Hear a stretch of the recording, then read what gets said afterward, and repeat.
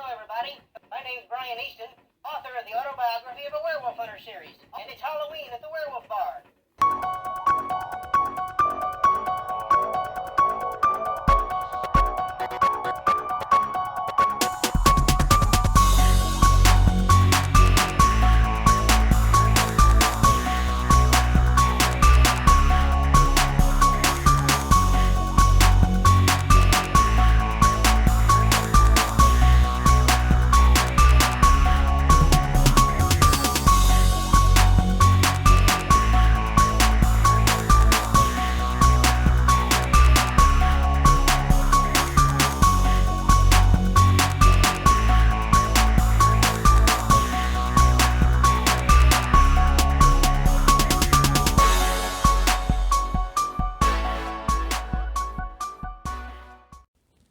Welcome to Whiskey with the Werewolf Hunter. We're glad you could come by tonight to share some of your Halloween season with us.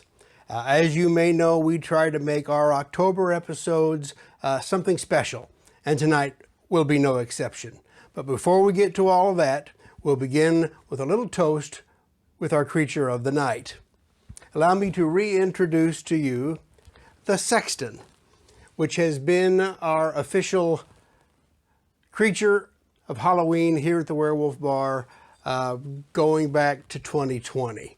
Not only does the presentation of this whiskey with its black glass bottle and its top hat skeleton motif suit the bill, lend itself to the season, but the fact that it comes from the land that gave us Halloween in the first place, it is more than apropos.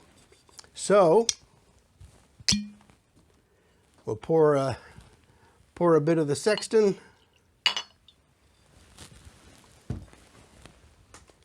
And Iha Huna Hunagoiv.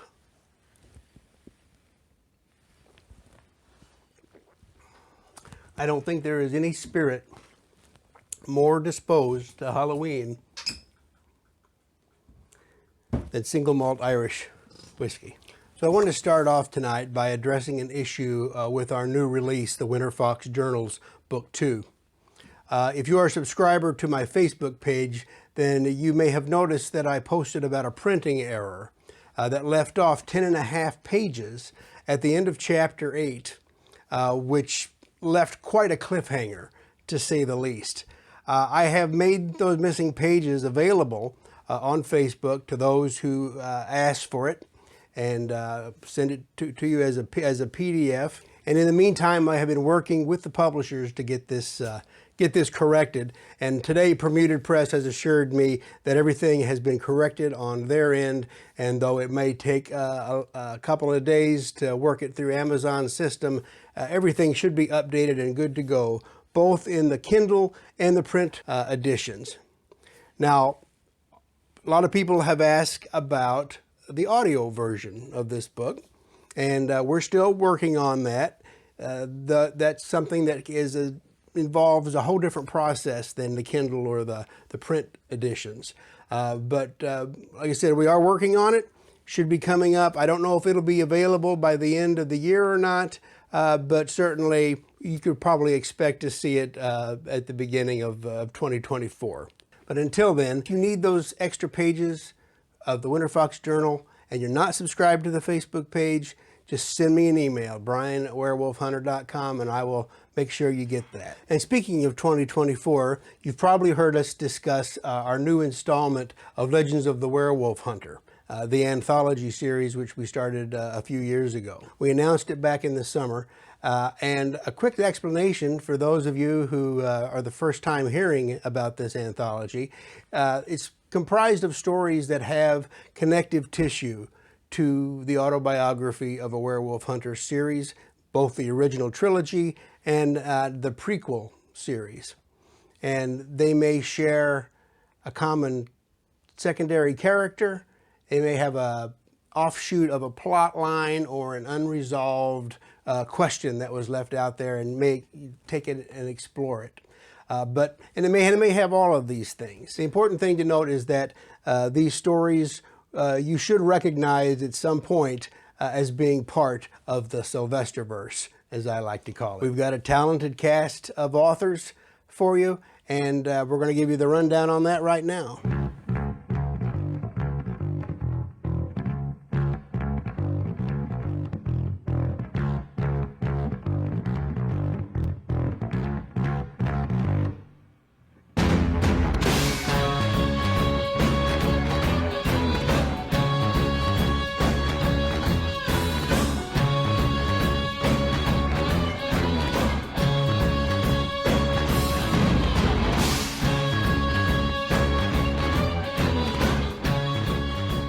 And in addition to that, we have our own Amanda Rogers, Mr. W.J. Pittman, and Miles Booth himself.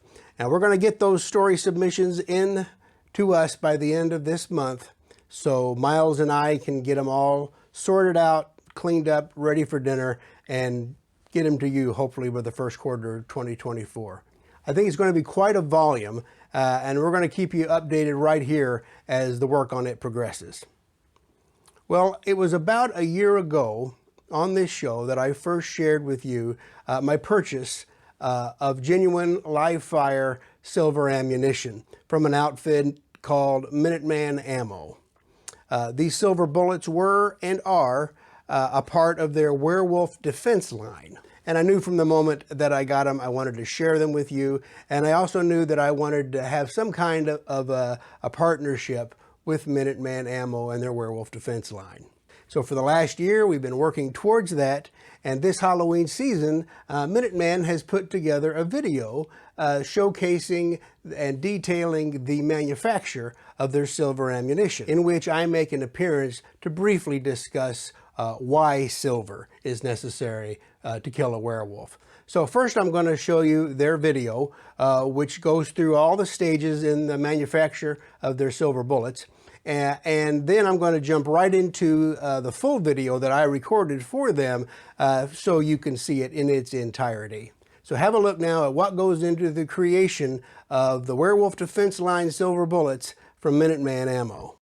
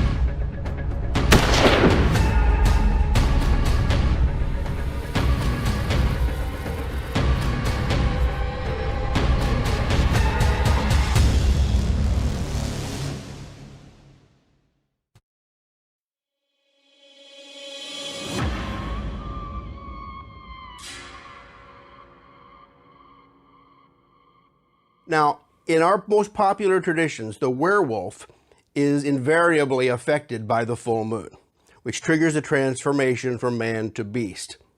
According to alchemy, that mysterious ancestor of modern-day chemistry and metallurgy, silver is the primary metal associated with the moon. And so there is a built-in connection between the two. As the moon affects werewolves, so then does silver. And when silver is formed into a weapon, such as a bullet, the effect can be quite lethal. Nothing else will work, in fact.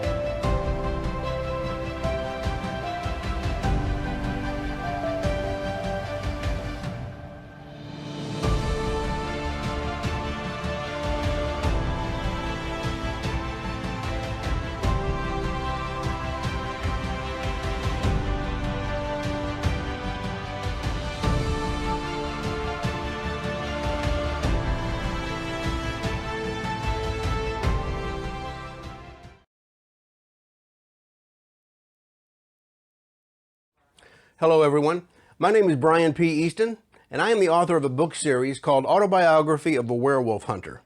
In my literary universe, werewolf hunter Sylvester Logan James pursues his prey with extreme prejudice and plenty of silver bullets, which is why Minuteman Ammo has asked me to answer a few questions about werewolves as they relate to their werewolf defense line of silver ammunition.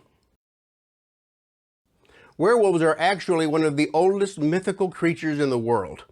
In fact, their origins date back to prehistory and Stone Age animal totem rituals. Over the centuries, legends and folklore from all over the world were added into the werewolf story, and eventually literature added even more. In our time, it's the movies that has rounded out our popular perception of a werewolf being someone who transforms from man into wolf or wolf-like monster under a full moon. As we know, werewolves are also reputed to have an appetite for human flesh, and they are particularly hard to kill, unless you have a silver bullet. A lot of people will tell you that the idea of needing a silver bullet to kill a werewolf is an invention of Hollywood, but that just isn't true.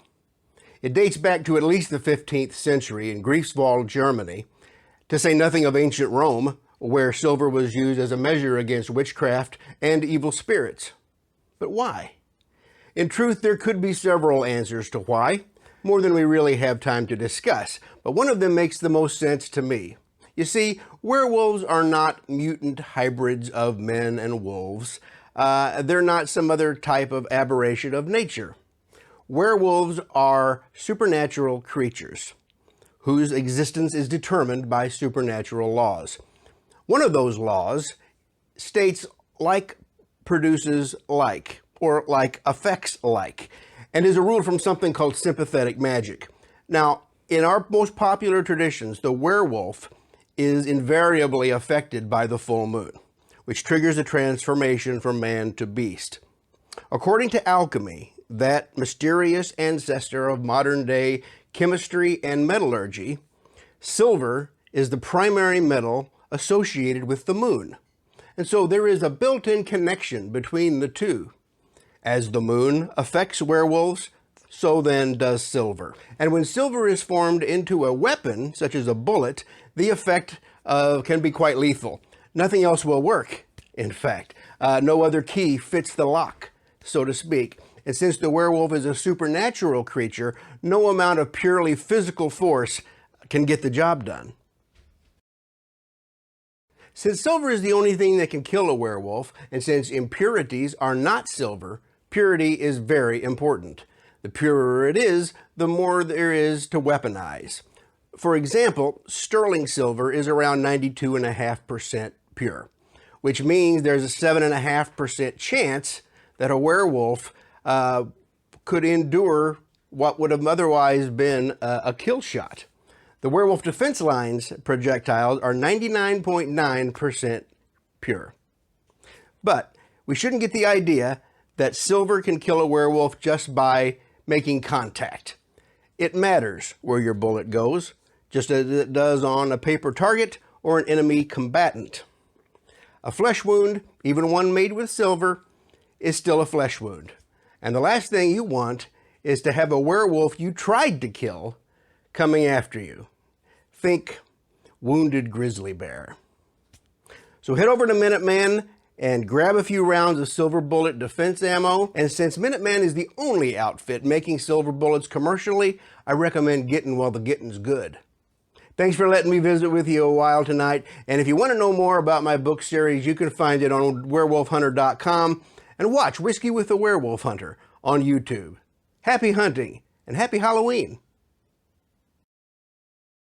And I was very happy to be part of that production. And I hope that as readers of my series, you'll be interested enough to check out their Facebook page and head over to MinutemanAmmo.com to see what all the fuss is about. So as you may be aware, on Saturday, we had our annual solar eclipse, the Ring of Fire eclipse, when the moon passes in front of the sun, creating an effect that looks like a burning ring. Solar eclipses, lunar eclipses, Signs in the Heavens, the subject of this month's question from Amanda Rogers, and Amanda asks.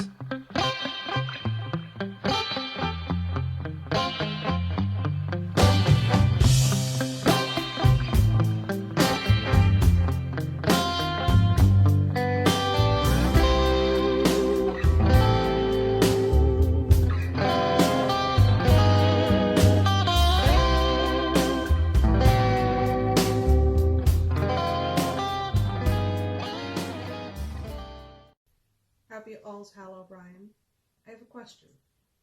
We all know that the full moon has special significance for the beast, but there are lots of lunar events.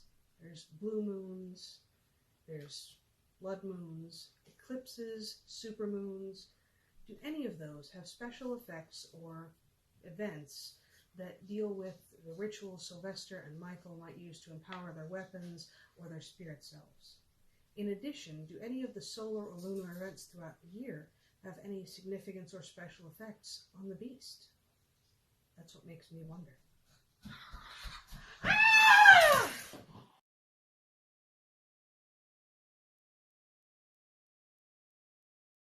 That's an interesting line of questions. So I would say while diversity certainly exists, tribe to tribe, nation to nation, we know that many Native American cultures named their moons and kept time by them in the lunar months. So we have a strawberry moon, we have a wolf moon, a snow moon, we have a flower moon. And ceremonies certainly existed to coincide with these as full moon markers. But as to the specific rituals as they relate to SLJ and Winter Fox, it's unexplored territory, really. However, the second part of Amanda's question is not. Do any lunar events have effects on the beast? Well, as we know from common knowledge, werewolfery 101, if you will, that the full moon affects a change in the werewolf. But there's more to it, and that's where Amanda's question comes in.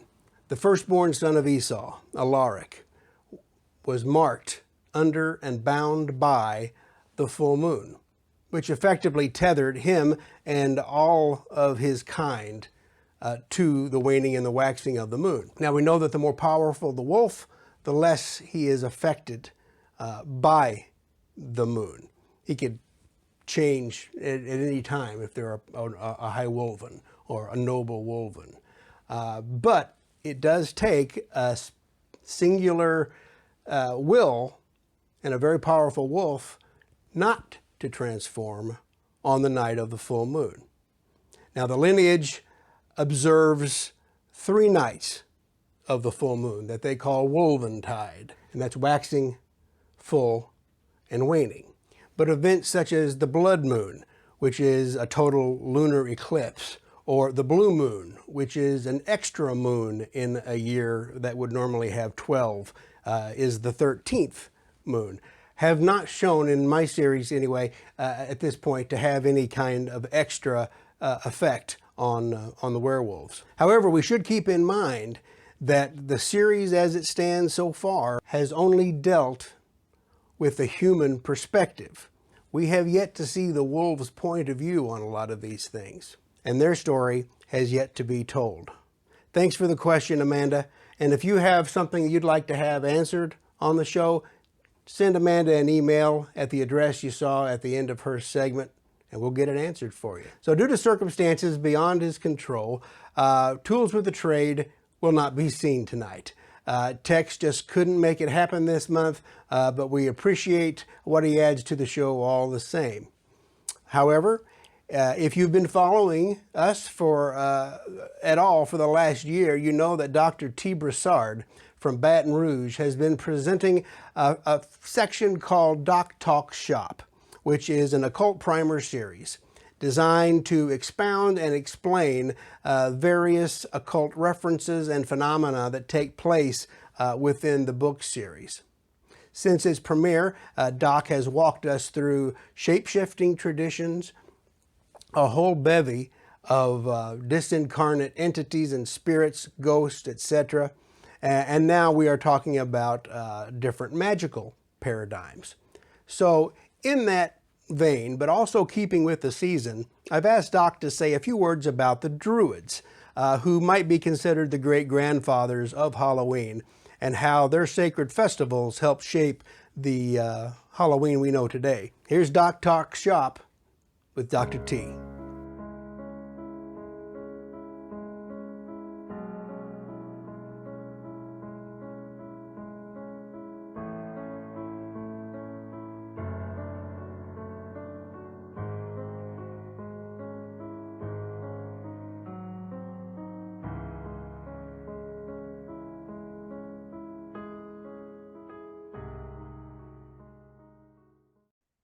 Greetings and welcome to Doc Talk Shop with the Werewolf Hunter. Tonight, I will be discussing Halloween, its relation to the Celtic Samhain, among other days, and its connection to one of the most powerful, or at least one of the most well-known werewolves of history, and how that connects with the Werewolf Hunter series that Brian has all graced us with. Peter Sube, also known as Peter Scrump, was a man who, by all rights, pursued the occult by his own admission. He was clearly some sort of killer. Counts of him having relations with his daughter, other such atrocities. He was known for using a wolf strap, a belt made from animal skin, and a salve, both of which were given him by the devil, supposedly. And his one wish was to be able to transform into a beast, so that he might pursue his carnal interests and not be caught. And by all accounts, he was not caught until later in life, and in 1589, he was tried after being tortured and killed by the authorities. He was mutilated by them, and he was executed on October 31st. Now, because of the timing of the execution, this led many in certain circles to consider him especially powerful, and those that consider him one of the great exemplars of the negative side of lycanthropic magic. In fact, he's considered by some a manipulative or wolf leader, what you might think of as like a patriarch among lycanthropes. Now, the timing of his death being what we now think of as Halloween means that he was killed at a time when the Celts would have seen the world barriers being thinned, would have been no barrier between the realms of the living, the dead, and the unseen. It's a misnomer that during Halloween or Samhain, it's mainly about the dead. It's about all the things of the other world coming over and there is a possibility of people being snatched away not only by the dead but also by fairies, spirits, and the like. And in the Christian era, there was also fear of people being snatched away by demons. Now, Samhain was a time when the Celts, priesthood, druids would gather and make offerings. There is some suggestion that some of these offerings may have been enemies or criminals burned alive. But given the fact that these are Roman accounts, this is highly suspect. Although ritual sacrifice as a form of criminal justice is hardly unknown. I mean, if you're going to do it in the right context, I say. And the Druids were more than just priests. I mean, they were wise men, they were leaders, they were advisors to chiefs, they were doctors in many respects. And even the Church of Rome eventually came to respect the idea of the Druids. And there was some suggestion that many of the early monastic orders copied the look of the Druids among the Celts, which is where we get some of the monk looks in those times. Now, it's very much of note that one of the few accounts we have of a Druid holy place is not in the traditional British segments of Europe, but rather Gaul, which was a part of France, and this was in yet another Roman account. So, given that it's Roman, I would say it's pretty suspect. But still, it is an account of what a Druid particularly refers to as a nematon, which was a shrine built around a tree, and there were all sorts of fetishes and things, altars around this tree, and that is how the Druids became very much associated with oaks, especially, and in fact, a dark or perverted Druid was called a dark oak, the rock. So there's that. Now, contrary to many postmodern scholars, there is not a lot of evidence for female Druids that would later become the foundation for the feminist thrust in witchcraft. That's not to say that there weren't female Druids, just there isn't a lot of evidence for it. And a lot of that is because the Celts did not write a lot down of their traditions, so that what we have are remembrances and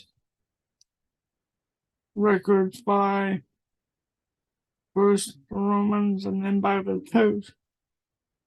That's why over time, for example, we have basically a harvest festival connected with their death and rebirth, taking on more sinister quality because the people who invented the festival are no longer the ones telling the story. it's now in the hands of, in one case, their enemies, the Romans, and in another case, their competitors, the church. So you end up with a somewhat distorted view of them. There are pagan reconstructionists nowadays that are attempting to restore Samhain to what it used to be, at least what they think it used to be. I myself think the early account of Samhain involving human sacrifice of criminals and enemies of the tribe had more validity than many of my fellow scholars would, simply because execution in a ritual context has what I would call a Gaelic sensibility about it. While there are no overt connections between the Festival of Samhain and lycanthropy, as I said earlier, the connection appears showed in the details of the festival, dealing with liminal space, point to it being an ideal time for such activities. And in fact, there are accounts in modern occultism of Halloween being used as a time for lycanthropic rituals, transformational rituals, things like that. And like I said, this is because it's a liminal time. It's a time when the barriers between worlds, which would extend to the barrier between forms, are thin. You know, a lot of what we think of as our human self is in the mind. So if you're at a time when the walls are thin, so to speak, that's also a time when you can change your sense of yourself in your mind and thus presumably make the physical transformation easier. Now, there are those today who fear Samhain or Halloween.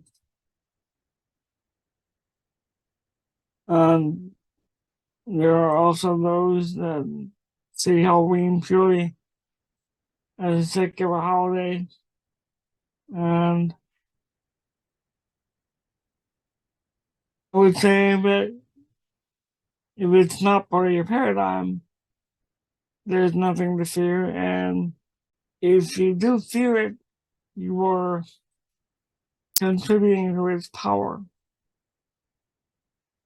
My advice to those that don't celebrate Halloween or avoid such things is to don't bother with it at all. You know, and if it's just a day for you to party, dress up and act a fool, enjoy it. You know, for those for whom it's a sacred time, may you be blessed in what you put forward, and may nothing be taken from you. It is, without doubt, one of the most prodigious holidays in the modern America calendar. People spend as much on Halloween these days as they do on Christmas. And please don't get me started on seeing how Christmas decorations going up as soon as Halloween's over. I'm in the camp of keeping things separate for my own sanity's sake. It is important for those for whom Samhain is a sacred festival, that they separate their Samhain from the secular Halloween of modern America. They see this as different things in many cases, although I've also known several neo-pagans who do their Samhain rituals and then go right to a Halloween party, so make of that what you will. Keep in mind that, like I said, this is a time for ghosts and the dead, the ancestors, but also for the darker shades of fairy, the beings of the underworld, all of that. From October 31st to November 2nd, in some cases, are active.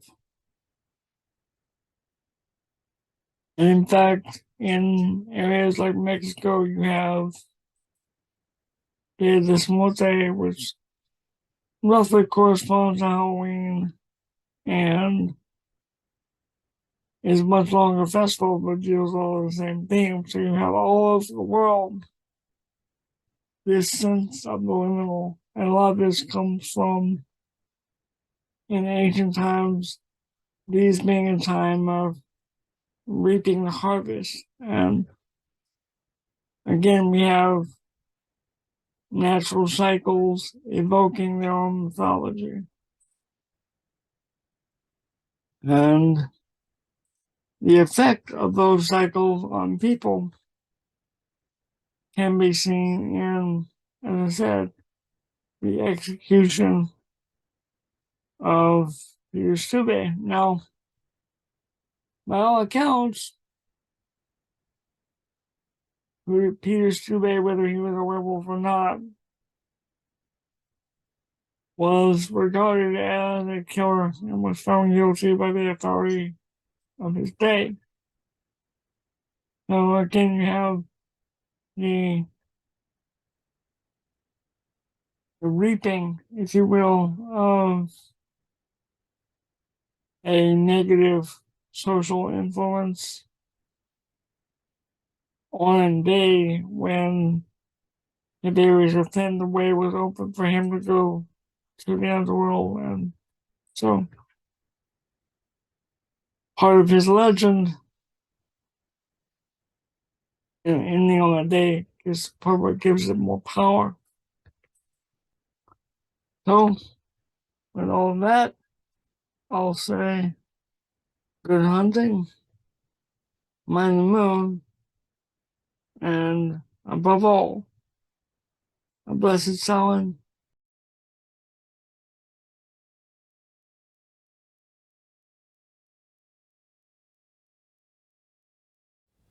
Thank you, Doctor.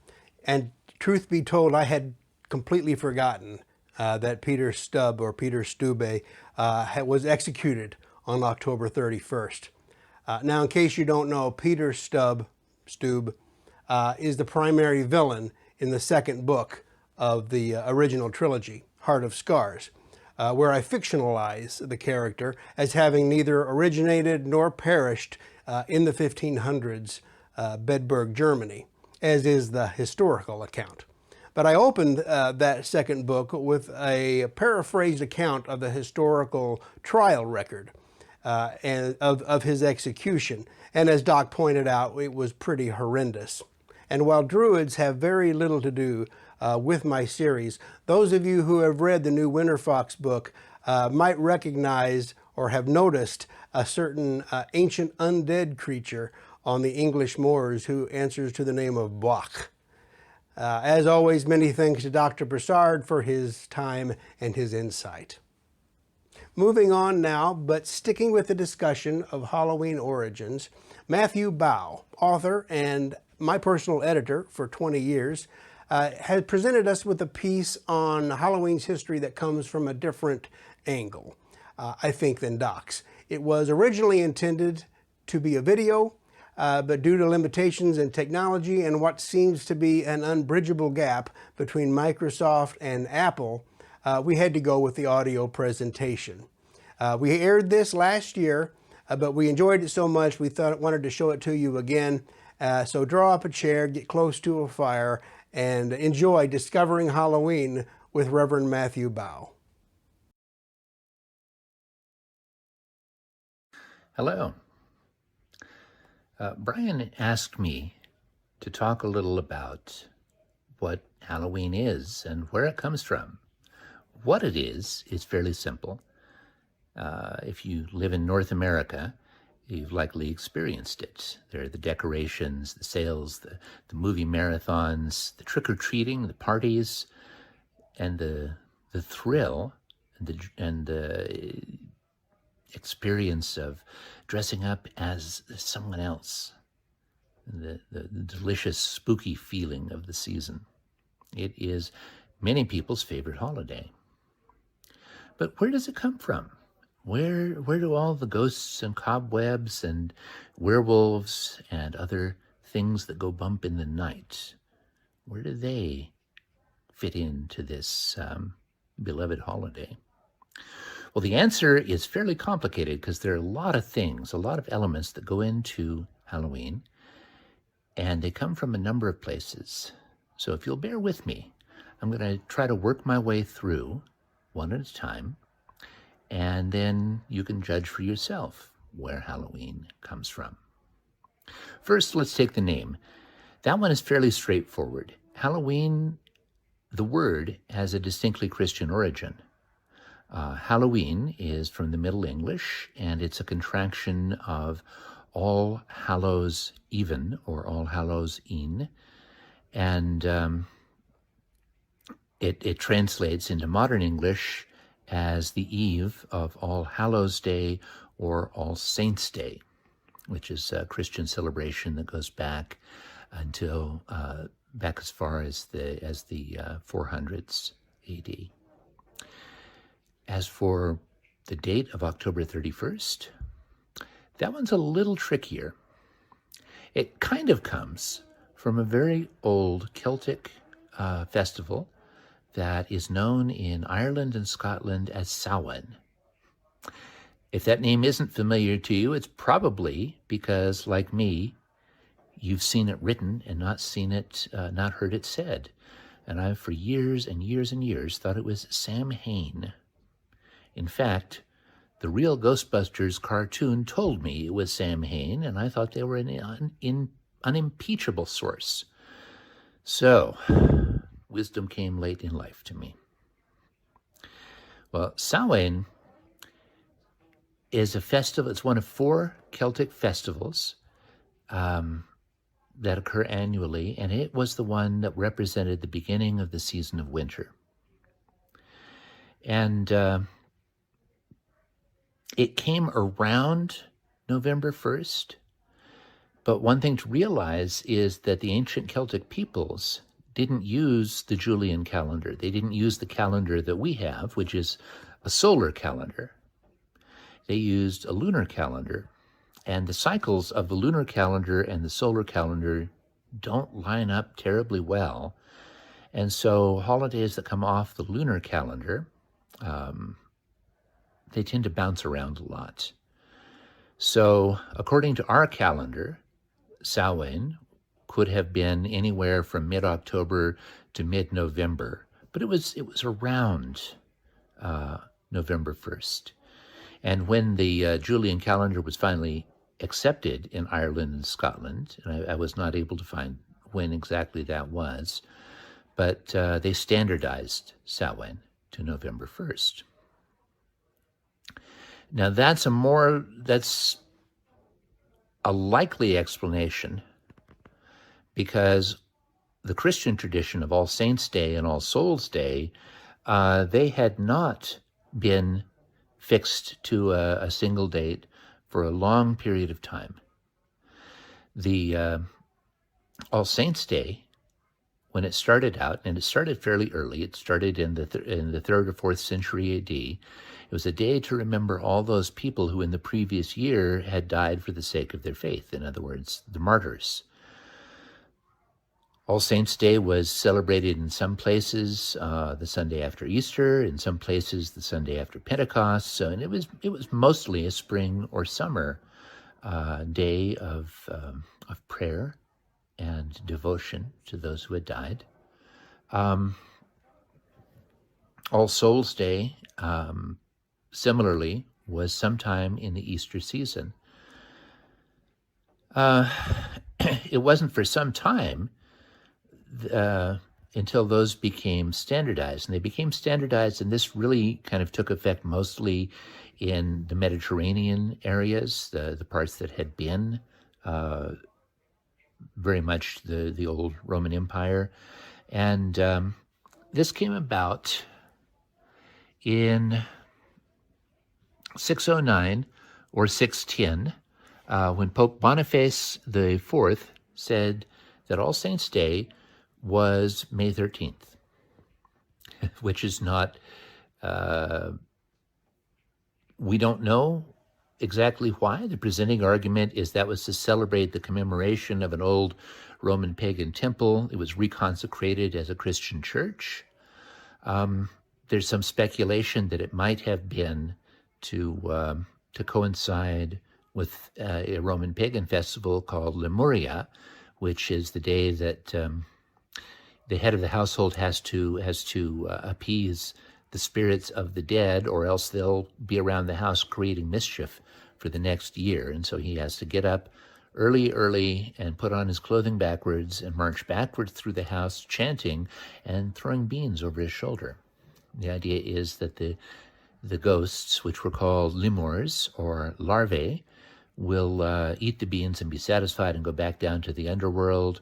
Or if they're not satisfied, then the whole household can get up and rattle pots and pans and make as much noise as possible. See, ghosts like beans, but they hate noise. It wasn't until sometime later, and we don't know again exactly the reasons.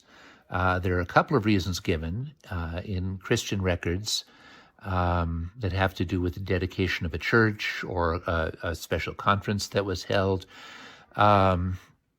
But Pope Gregory III, in either 731 or 741, you can see how shaky the records are there, declared that All Saints' Day would be November 1st. And at that point, it seems to have synced up with Samhain. Whether that was to try to get rid of the vestiges of pagan religion in Ireland and Scotland is a matter of scholarly debate. James Fraser, who wrote The Golden Bough, thought it definitely was. Several others who've come along since have argued that no, it was not. That and when you look at the calendar, Ireland had become Christian in the early 5th century, and so Samhain had basically been around in the British Isles under Christianity for 300 years before this happened. It seems like they would have tried, if they'd been very concerned about repressing it, they might have tried sooner. So it might be, it might not be. It's a shame we don't have the evidence to say for certain, but at this distance, all we can really do is speculate. Now, one of the first things you think of when you think of Halloween are ghosts. And the spirits of the dead are there in everything that came before. They're there in the Roman festival of Lemuria. They're there in the Christian All Saints' Day. They're there in the Christian All Souls' Day. And it looks like they're there in Samhain. There are two epic poems that come from Ireland in the 7th century. One is called the Táin Bó Cúailnge, which was the Coolies' cattle raid, and the other are the Boyhood Deeds of Finn. And in both of them, Samhain is mentioned, and Samhain is mentioned at a time when the fairy mounds, there are these large earthen mounds. They're very, very old burial mounds that you find especially in Ireland, and they're associated with both the land of the dead and the land of the fairies. And there are certain times of day and there are certain times of year, and Samhain seems to be one of these, when the barriers between the world of the living and the world of the dead grow very thin, and the dead can come out and mingle with the living. So the idea of ghosts being connected to Samhain and that passing on somehow to Halloween seems to be a very logical assumption. So what was ancient Samhain like? Well, it was a day when you would end the day with a grand feast. Before that, there was often harvesting in the fields to be done. Now, there is an Irish figure called the Cailleach, which I'm probably not pronouncing quite right, but she was an old woman, and she probably at one point had been a weather goddess.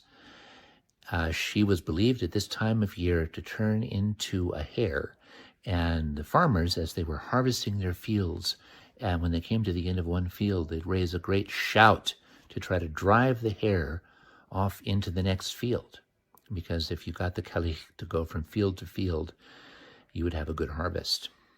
We don't know much more about the celebration than this. We do, as I said, have the record of the idea of ghosts appearing at Samhain. And there's some thought that maybe the ghosts of dear departed ones would come and join you at the feast as your guests, while the ghosts of those who had been murdered might be lurking around that evening for a chance at revenge. In any case, ghosts are something that go far, far back in both or at least spirits of the dead are something that go far, far back in both the Celtic and the Christian tradition. What about skeletons? Well, skeletons show up more on the Christian side than the Celtic. Skeletons, as a part of the remembrance of the dead, go back to a tradition called the memento mori. It's not clear whether this decision started among Jews and Christians or started among Greek and Roman philosophers, but it's certainly something that permeated late Roman and early European society. And the idea was you would take something, a skeleton or a skull, and you would say to another person, memento mori, which means remember that you are mortal. This took a much more specific form in the 14th century. That's the year when we got the Black Plague, killing off just about a third of the population of Europe. And so death became a terrible, omnipresent reality in a way that modern people have not experienced it. And one of the ways they coped is they saw kind of a positive side to this, and you would see pictures drawn that are called the Danse Macabre, or the Dance of the Dead. And in these pictures, you'll have rings of people dancing hand in hand. Some of the people will be living, and some of the people will be skeletons. All of the people, real and skeletons, will be dressed in various costumes. They'll look like soldiers, they'll look like nobles, they'll look like peasants, they'll look like knights, they'll look like clergy. And the message of the Danse Macabre is very simple. Death is the great equalizer. When it comes to death, all people, no matter what their status, no matter what their education, no matter what their wealth, no matter what their power in this world, are all reduced to complete equality. This is something that you can see very strongly in the skeleton decorations, and it takes on an even more special form in Mexico. In Mexico and in other places where Mexicans have immigrated, we have Los Dias de los Muertos, the Days of the Dead. Those cover Halloween, they cover All Saints' Day, they cover All Souls' Day, and the costumes, which focus on skeletons, and the candy, which is little sugar cubes which have been shaped into skulls, are just amazing to look at. Dia de los Muertos is it's different. Halloween tends to have kind of a spooky tone or a somber tone. Dias de los Muertos is pure celebration and fun. There's been recently some discussion that Dias de los Muertos might owe as much or more to the indigenous religions of Mexico, from the Aztecs and the Mayas, than it does to Christianity. But unfortunately, I haven't been able to find any documentation on that. One of the problems with trying to look at old Mexican traditions is we don't have any written records until we get the conquistadores and the priests who, it wasn't always in what they assumed were their interests to record things accurately. So that the possible indigenous origins of Dia de los Muertos, we'll have to look forward to the developing scholarship on that. So we've dealt with ghosts and skeletons, and that leaves us with a number of other creatures of the night. There's the bat, and bats have often been seen as kind of unnatural because they fly like birds, but they have no feathers, and they only come out at night, and they're just kind of weird as far as the average person who goes looking at them says. And there's one other thing. There's a legend of evil spirits who drink blood. This goes back in Europe to classical Greek times.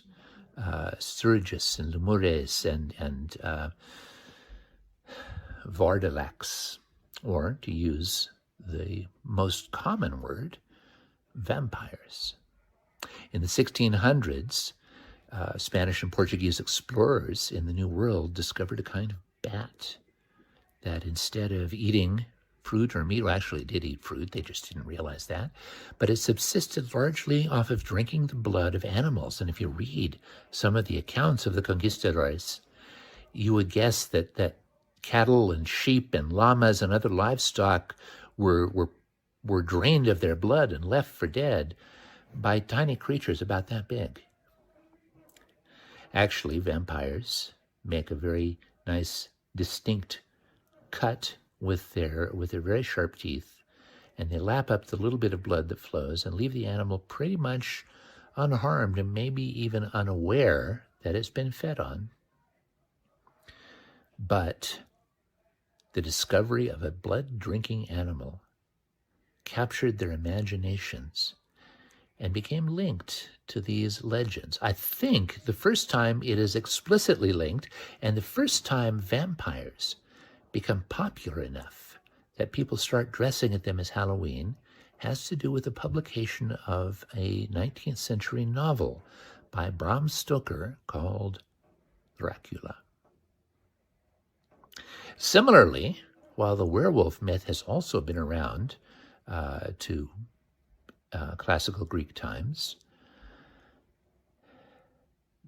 werewolves weren't a terribly popular monster. Not until 1941, when Universal Studios released a movie called The Wolfman with Lon Chaney Jr., which really made the werewolf a popular and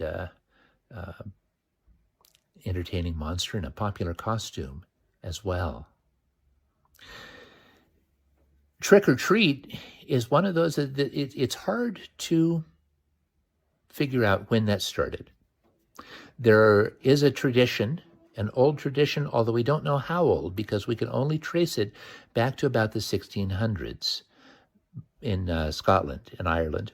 It's called guising or souling, and the idea is that you put on a costume, and the old costumes were very simple. You basically made yourself look like a human scarecrow, and you would go from house to house. children would often perform. They would recite memorized poems or memorized verses of scripture in return for candy or something called a soul cake, which was baked in Christian households and given out, or possibly even money. At some point, the tradition came that if people didn't give you your treat, you gave them a trick. This came over with waves of migrants to the Americas, and the trick part in this country, in Canada and in the United States, became very popular. And there were lots of things like porch doors and gates and wagon wheels that were stolen, removed from the homes and left on Main Street by pranksters. So the treat part is fairly modern, and the trick part is also responsible for the creation of haunted houses. Haunted houses began in the Great Depression as a way to keep trick-or-treaters off the streets. It was supposed to be a safe, fun, family-friendly way of celebrating. And so you had, very much as you have today, houses with elaborate decorations, actors in costumes, and you get a good, nice, thrilling scare as you go through them. They started simply. They still exist. These days, there are haunted hospitals, haunted prisons, all kinds of variety and often Hollywood quality makeup and special effects. This inspired what I consider to be the strangest and in some ways most disturbing Halloween innovation of all, which was the Hell House in the 1970s, inspired by Jack Chick books.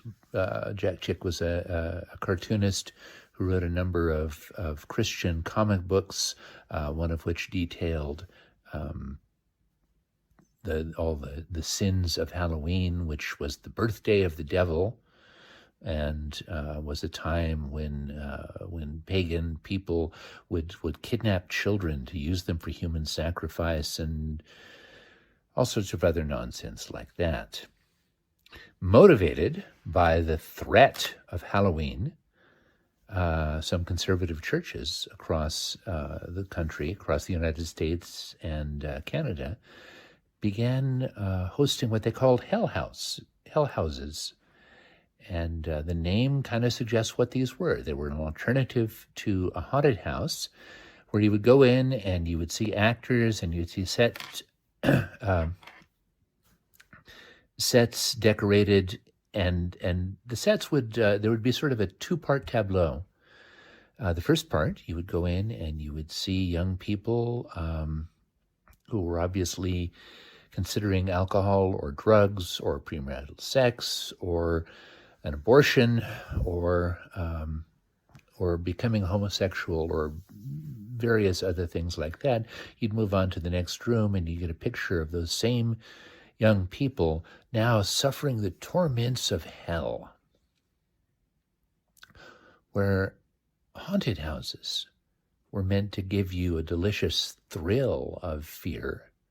These were meant to give you a traumatic sort of fear that would hopefully frighten you into a more righteous way of living than the theoretically depraved sort of life that you might have been living beforehand. They're still around, I'm sorry to say. I hope there's some legitimate value to them that someone has found, but of course, in the latter part of the 20th century, costumes, decorations, animatronics have all taken on a life of their own as sophisticated commercial costumes and makeup have become available, and these days you can, with a little money, you can make yourself up as anything from one of the Walking Dead to a werewolf to a superhero to a fairy princess to so many other things. As I mentioned before, there's a kind of fun that comes, a kind of release that comes when you put together an identity that's not who you usually or really are. There's a kind of freedom that seems to come with that. So, what are the origins of Halloween?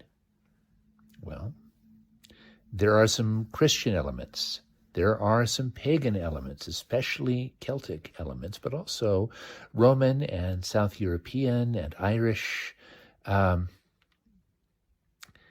are also secular elements, especially commercial elements. So, what's the origin of Halloween? I'm not sure we can say it has one, but as we celebrate it with its many diverse origins, I hope all of you do so safely and have a lot of fun.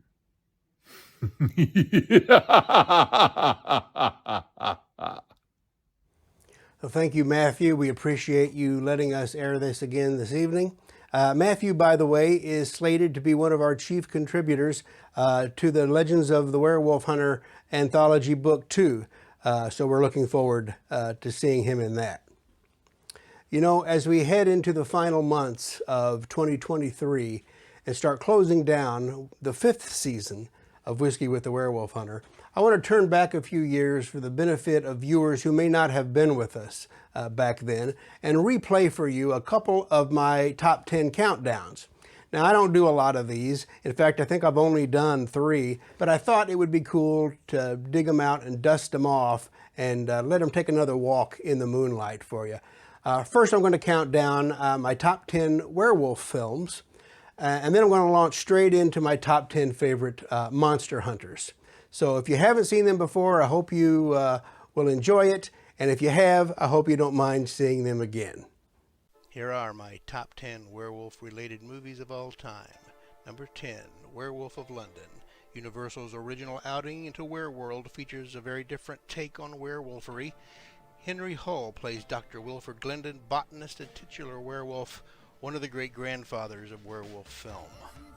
Number 9, The Werewolf vs. the Vampire Woman, one of Paul Naschy's many films featuring Waldemar Daninsky as the Spanish Lawrence Talbot. I like this one because of the vampire woman mostly. Number 8, The Wolf of Snow Hollow, maybe the best thing to come out of 2020, and that's not saying much, but I like the twists and dark humor in this one. Plus I'm a big fan of Robert Forster, so this was his last role. Number 7 is The Brotherhood of the Wolf. Not technically a werewolf movie, but it's centered around the 18th century Beast of Gévaudan killings. It's a French film with a Native American element, part mystery, part martial arts, part fantasy horror. It's a weird combo that works overall, even though if the film does kind of unravel a little bit near the end. Number 6, Silver Bullet, based on Stephen King's Cycle of the Werewolf. It gets a lot of hate, I think, because the werewolf looks more like a bear, but the horror aspect is there. The treatment of Everett McGill's Reverend Lowe shows a steady decline of humanity in the face of the beast, and if nothing else, Gary Busey is always entertaining to watch. Number 5, The Wolfman 2010. Yes, I like this remake, and I liked it a lot. Del Toro makes a wonderfully morose Lawrence Talbot, Anthony Hopkins a menacing, mysterious father. The thing I like most about it is that it takes itself seriously. I like the dialogue and the fact that it is a period piece. I think all Universal Monsters remakes, if they're going to remake them, should be required to be period pieces. This one just works for me. Number 4, American Werewolf in London. This one's made its way into most werewolf top 10 lists. Rick Baker won an Oscar for his innovation on special effects. And the werewolf imagery extends beyond the wolf itself and explores several occult ideas within the paradigm of the beast. What stands out to me, it's the first time I ever realized that the transformation was painful. Number 3, The Wolfman. 1941 classic werewolf film. Lon Chaney Jr. is the haunted Larry Talbot, the archetype of the cursed werewolf. I've loved this film since I was a kid, and it was instrumental. Number 2, Curse of the Werewolf. And it might be surprising to find this Hammer film up so near the top. It's not that Oliver Reed's performance was so fantastic, and the werewolf makeup is definitely not my favorite, but I saw this film at an impressionable age, and the scenes of humiliation, rape, and torture left an indelible mark on me that associates werewolves with all those things. Number 1, The Howling. This should surprise nobody. Loosely based on the book by Gary Bradner, the original 1981 film has several things that put it over the top for me. Rob Bottin's groundbreaking special effects, the connections with werewolves and serial killers, and rapist Forey Ackerman's cameo in the occult bookshop scene, just to name a few. But it's the movie's depiction of werewolves are bad that resounded the loudest of me. Mine just get worse from there. Here is my top 10 countdown of my favorite monster hunters of literature, legend, and film. At number 10, Father Lancaster Marin from The Exorcist, the 1971 novel by William Peter Blatty, adapted to the screen in '73. Father Marin is most famously played by legendary actor Max von Sydow, both in the original film and Exorcist II: The Heretic. The character is played in prequel films by Stellan Skarsgård. Father Marin is introduced to us as an elderly priest and paleontologist on an archaeological dig in Iraq, where he finds images of the demon Pazuzu. He had previously faced the demon during an exorcism in Africa following the Second World War. Marin doesn't appear again until much later in the novel, when he joins Father Damien Karras in Washington, D.C. to exorcise the same demon from the body of a young girl. Marin is a good example of a mortal man having the courage to face down something more powerful than himself, added to which is the element of faith, good versus evil, and perseverance even unto death, because Marin has a heart condition and dies during this last bout with the demon. At number 9, Beowulf, the titular character from one of the most important and most often translated works of Old English literature. Scholars aren't sure when it was put together or who wrote it exactly, only that the manuscript was produced between 975 and 1025 AD from an oral tradition. The story is set in 6th century pagan Scandinavia, where the hero, Beowulf, comes to the aid of the king of the Danes, whose mead hall has been under attack by the monster Grendel. Beowulf kills the monster with his bare hands, and then goes on to face Grendel's mother, who's even more frightening. 50 years later, as King of the Geats, he defeats a dragon and is mortally wounded. Unlike Father Marin, at number 10, Beowulf is not an ordinary man. In fact, he's widely considered to be the first literary superhero. He is mortal, yes, but possesses superhuman strength and endurance, which enables him to contend with monsters on a more or less equal footing. For example, he uses no weapon against Grendel because he considers himself the monster's equal. So while Beowulf is a hero, he is not a god or a demigod like earlier monster killers like Thor or Hercules. Here again, the hero perishes in battle, but at an old age and against a dragon. I don't think Beowulf could have asked for a better death. At number 8, The Ghostbusters, the cultural phenomena of Peter Venkman, Ray Stantz, Egon Spengler, and Winston Zeddemore, was introduced to the movie-going public to critical acclaim in 1984. A deftly blended mixture of comedy, action, and horror, the film earned almost $300 million during its initial theatrical run, making it the highest-grossing comedy of all time up until that point. In case you've been living on the moon since the mid-'80s, the Ghostbusters are a paranormal investigation and elimination service using high-tech equipment they've developed to capture and contain ghosts. Soon, business is booming as paranormal activity increases across New York City, building up to the film's climax where the boys in gray slug it out with an ancient Sumerian god and a 100-foot marshmallow man. Bill Murray, Dan Aykroyd, Harold Ramis, and Ernie Hudson gave us perhaps the most feel-good team ever, and while ghosts might not be considered monsters per se, there's enough man versus the unknown mojo and courage in the face of fear to make the cut all the same. Even though there was definitely a very slim chance they'd survive this, nobody steps on the church in their town. Number 7, Blade the Vampire Slayer. Created by writer Marv Wolfman and penciler Gene Colan for Marvel Comics, Blade's first appearance was in July of 1973 as a supporting character in the comic book The Tomb of Dracula.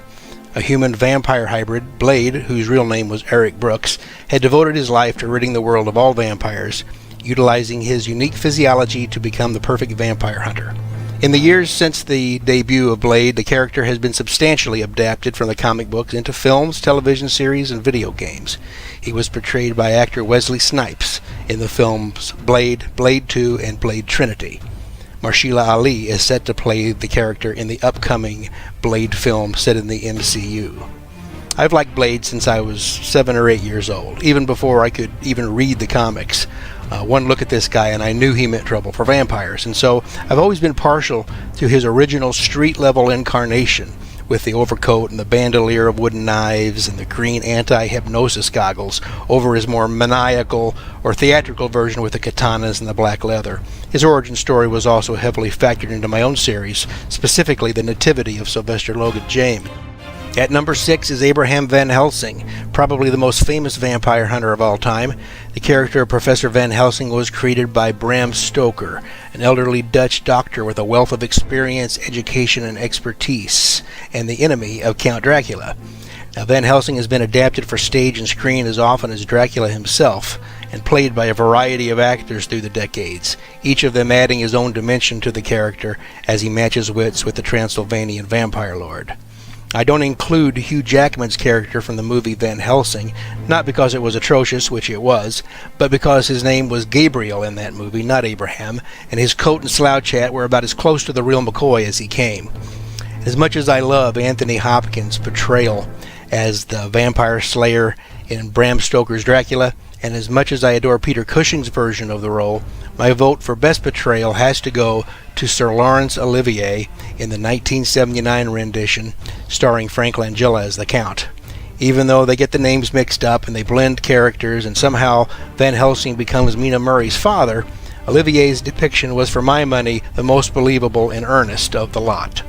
At number 5, Solomon Kane. From the mind of Robert E. Howard, creator of Conan the Barbarian, also comes Solomon Kane, somber-looking, late 16th century, early 17th century Puritan who wanders the world with a goal to vanquish evil in all its forms.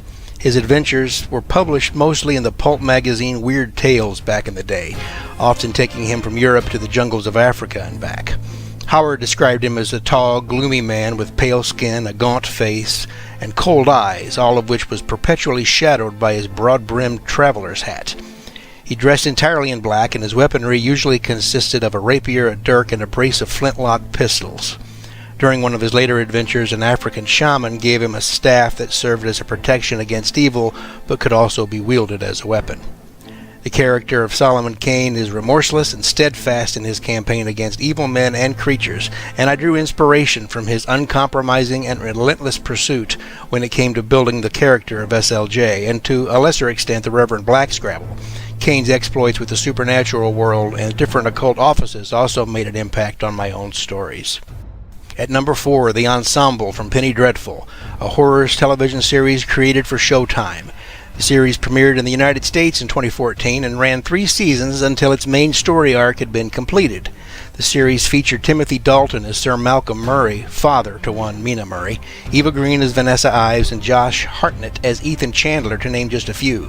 The series drew upon many public domain characters from Gothic fiction, including Dorian Gray, several characters from Dracula, Victor Frankenstein and his monsters, and Dr. Henry Jekyll.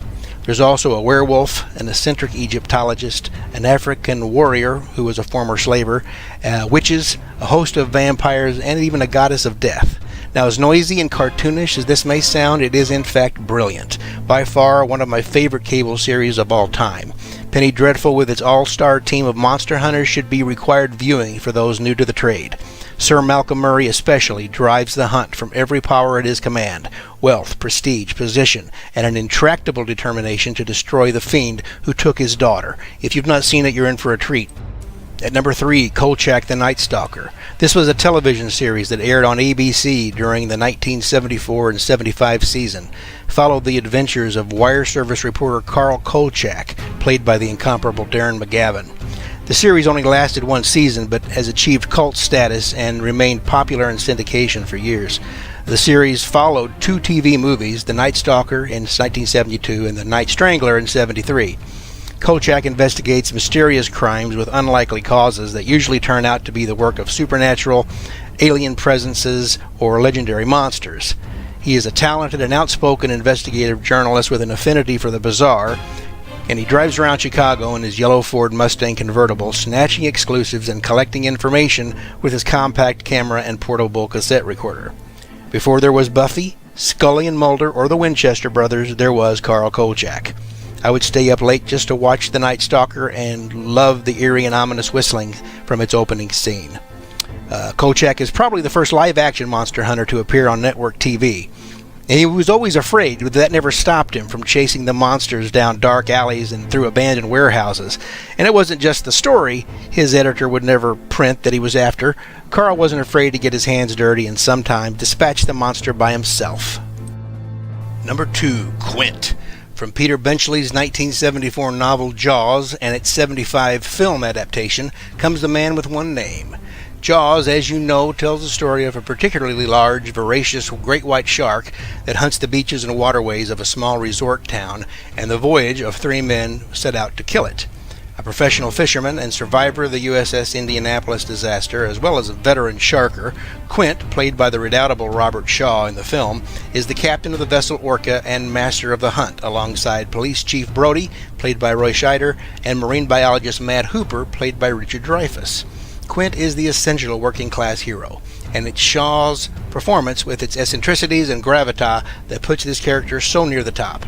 Out of every monster hunter on this list, I feel like Quint is the most believable and therefore the most relatable.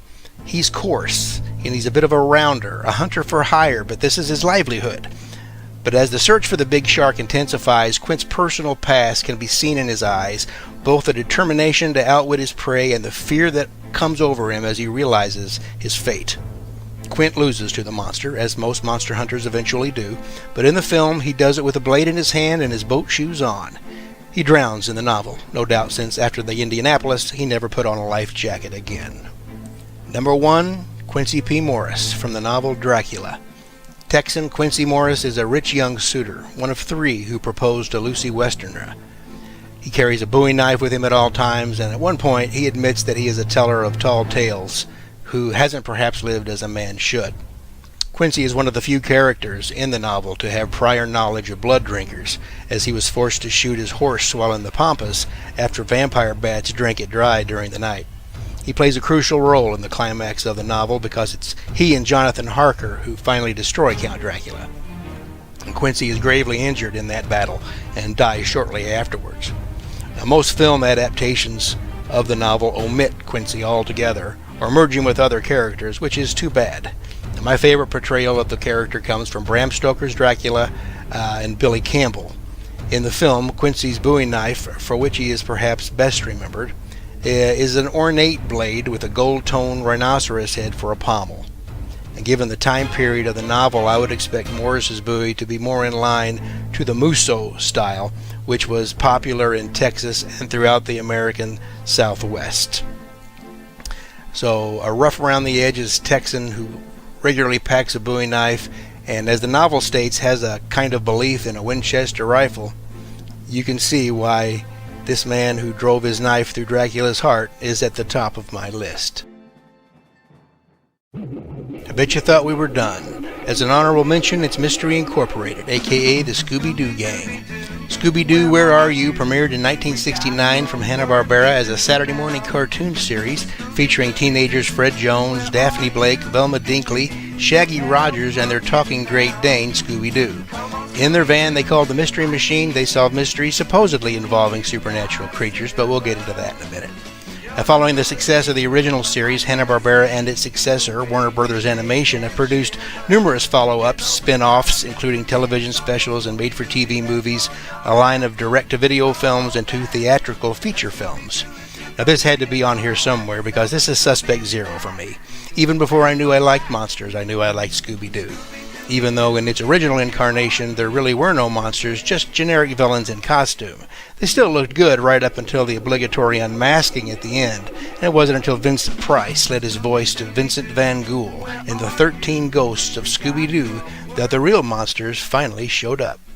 Well, last call at the Werewolf Bar for our Halloween episode.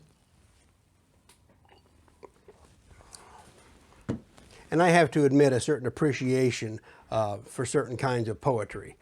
I've mentioned before how Robert E. Howard's poems are just some of my favorite ones. And of course, Edgar Allan Poe, another classic favorite.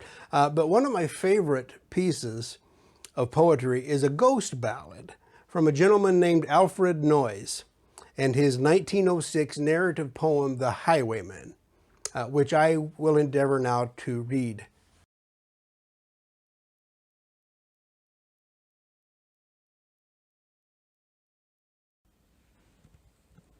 The Highwayman by Alfred Noyes. The wind was a torrent of darkness among the gusty trees, the moon a ghostly galleon tossed upon cloudy seas. The road was a ribbon of moonlight over the purple moor, and the highwayman came riding. The highwayman came riding up to the old inn door. He'd a French cocked hat on his forehead, a bunch of lace at his chin, a coat of the claret velvet, and his breeches were brown doeskin. They fitted with never a wrinkle, his boots were up to the thigh, and he rode with a jeweled twinkle, his pistol butts a twinkle, his rapier hilt twinkle under the jeweled sky. Over the cobbles he clattered and clashed in the dark inn yard. He tapped with his whip on the shutters, but all was locked and barred. He whistled a tune to the window, and who should be waiting there but the landlord's black-eyed daughter, Bess, the landlord's daughter, plaiting a dark red love knot into her long black hair. One kiss, my bonny sweetheart, I'm after a prize tonight, but I shall be back with the yellow gold before the morning light. Yet if they press me sharply and harry me through the day, then look for me by moonlight, watch for me by the moonlight. I will come to thee by moonlight, though hell should bar the way. He rose upright in the stirrups. He scarce could reach her hand, but she loosened her hair in the casement, and his face burned like a brand. As the black cascade of perfume came tumbling over his breast, and he kissed its waves in the moonlight, sweet black waves in the moonlight, then he tugged at his rein in the moonlight and galloped away to the west. He did not come in the dawning.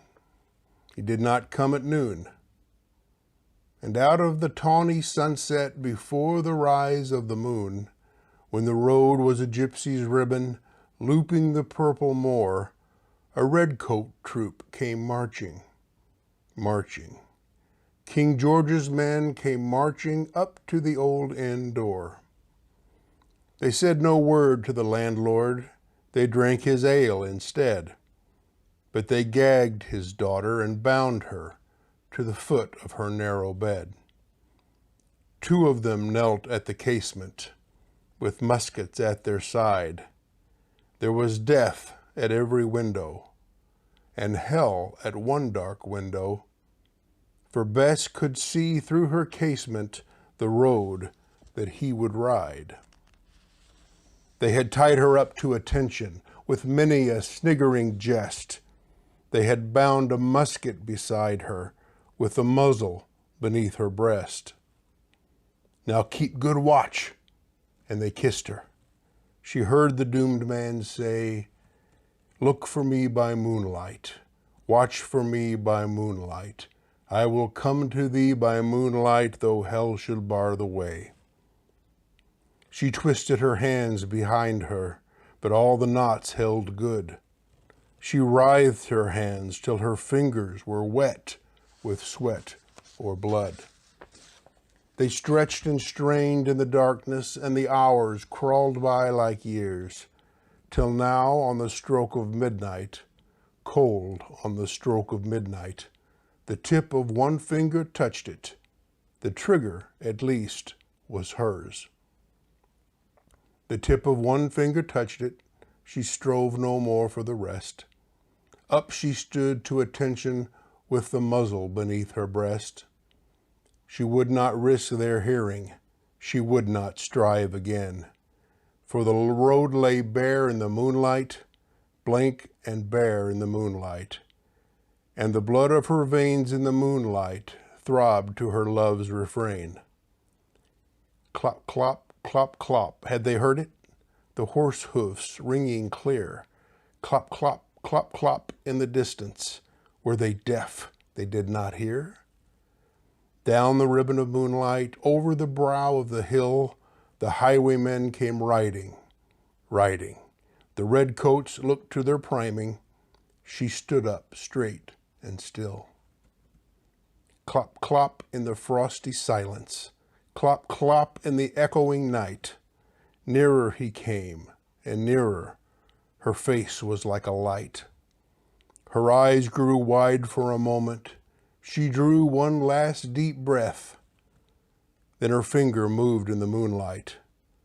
The musket shattered the moonlight, shattered her breast in the moonlight, and warned him with her death.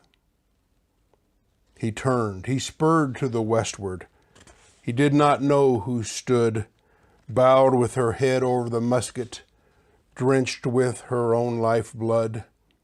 Not till the dawn he heard it, and his face grew gray to hear how Bess, the landlord's daughter, the landlord's black-eyed daughter, had watched for her love in the moonlight and died in the darkness there.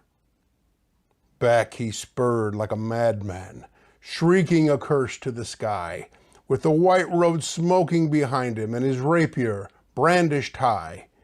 Blood red were his spurs in the golden moon, wine red was his velvet coat, when they shot him down on the highway, down like a dog on the highway.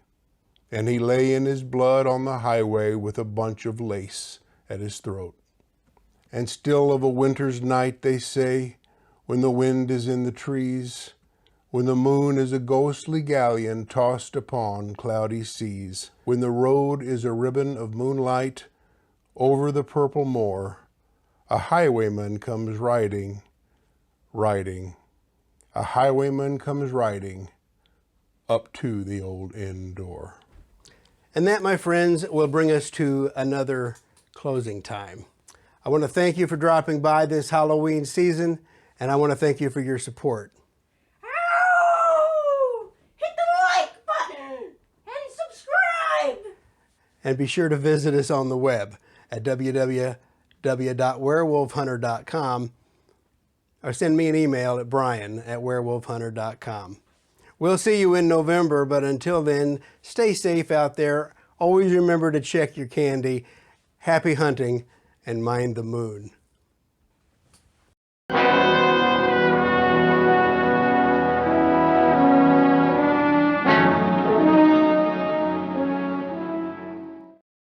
Don't turn around. There may be something behind